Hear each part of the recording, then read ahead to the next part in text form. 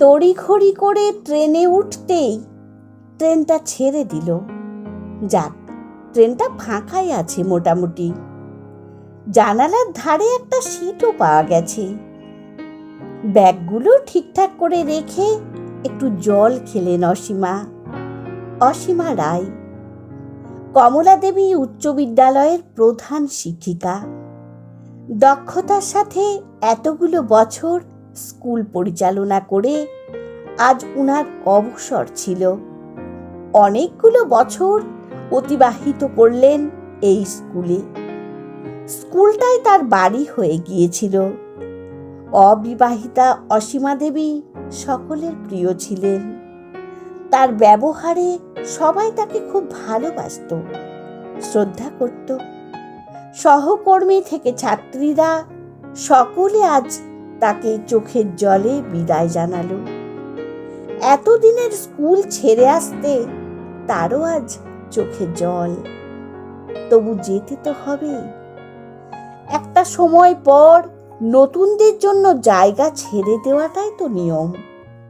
ছোট্ট দুটো ভাই বোন আর মাকে ছেড়ে বাবা যখন মারা যান, অসীমা দেবী তখন টিউশন করে সংসার চালিয়েছেন।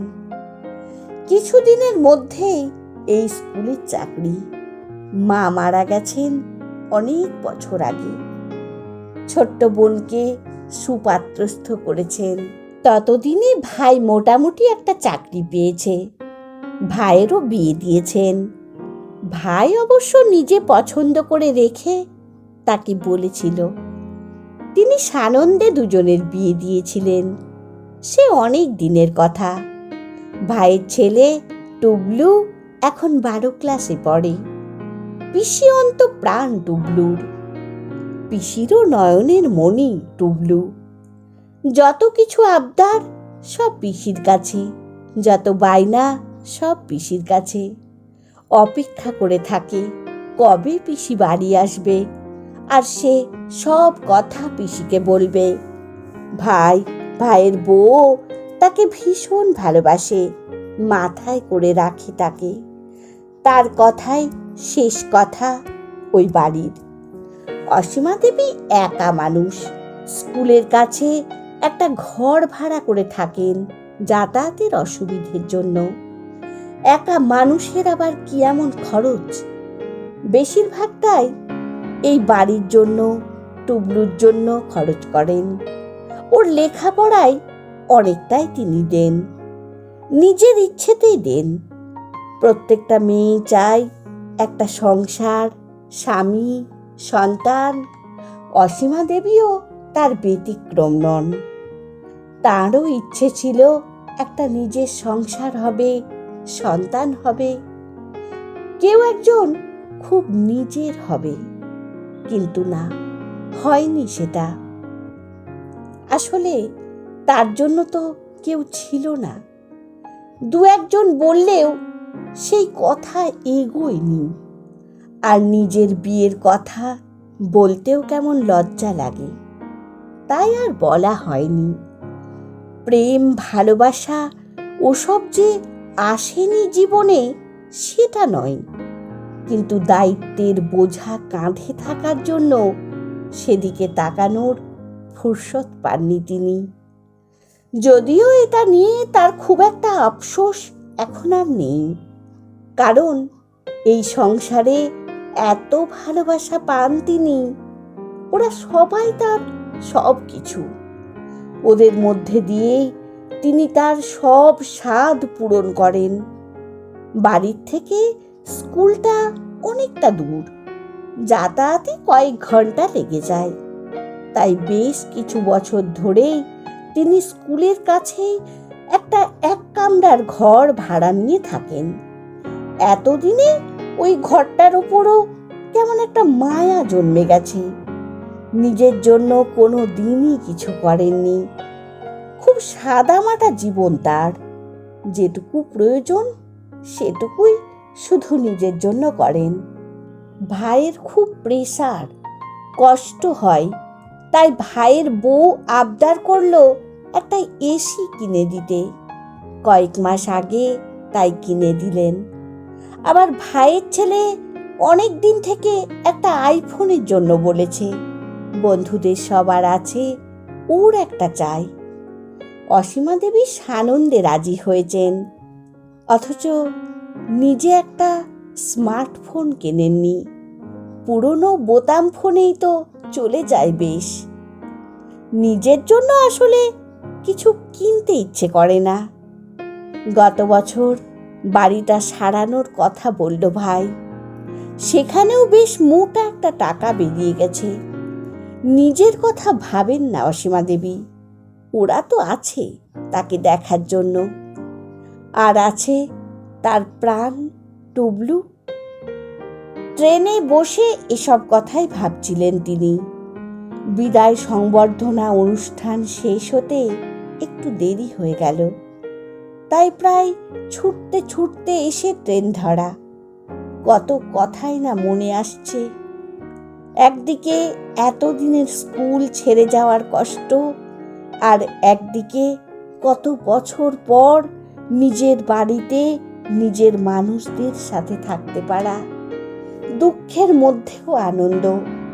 মনটায় তাই আজ দুরকম অনুভূতি হচ্ছে, একদিকে কষ্ট আর একদিকে ভালোবাসা।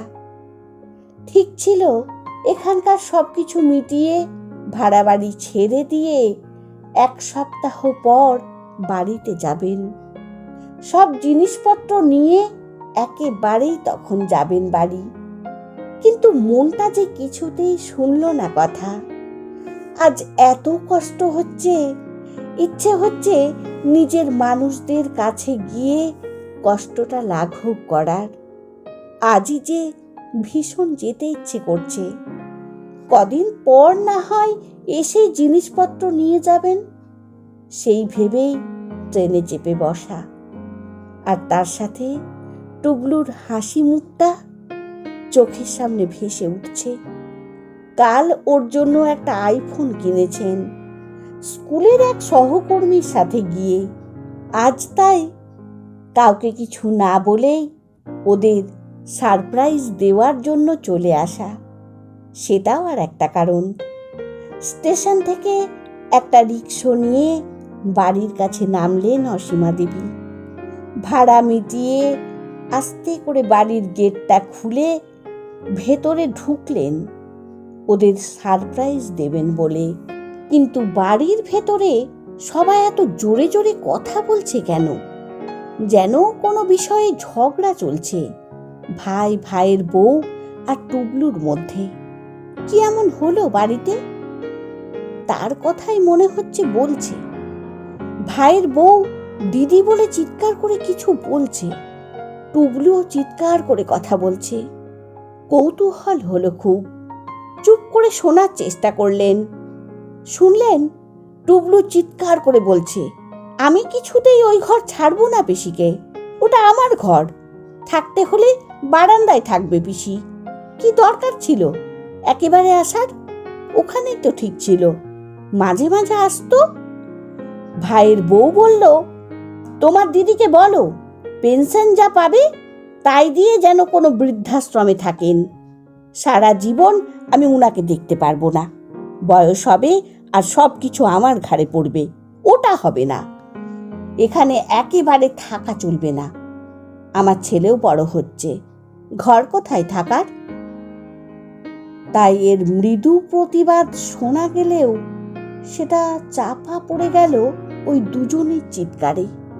অথবা হয়তো ভাইও তাই চায়। থমকে দাঁড়িয়ে পড়লেন অসীমা। পা দুটো যেন পাথরের মতো ভারী হয়ে গেছে। আপনা আপনি কখন চোখ দিয়ে জল গড়িয়ে পড়ছে। কথাগুলো যেন বুকের মধ্যে এসে বিঁধছে। তীব্র কষ্ট বুকের থেকে গলার মধ্যে দলা পাকিয়ে উঠছে। নিজেকে একটু সামলে নিলেন অসীমা দেবী। চোখের জল মুছলেন। ভাগ্যিস কাউকে না জানিয়ে আজ এসেছিলেন। কঠিন সত্যিটা জানতে পারলেন। গেটটা বন্ধ করে পেছন ফিরে এগিয়ে গেলেন আবার স্টেশনের দিকে। আর একবারও পেছন ফিরে তাকালেন না। বন্ধুরা, আমার গল্প পাঠ যদি আপনাদের ভালো লেগে থাকে তাহলে প্লিজ লাইক, কমেন্ট ও শেয়ার করে দেবেন। আর আমার চ্যানেলের নতুন বন্ধু হলে অবশ্যই সাবস্ক্রাইব করে সঙ্গে থাকবেন আশা রাখছি। ধন্যবাদ। ভালো থাকবেন, সুস্থ থাকবেন।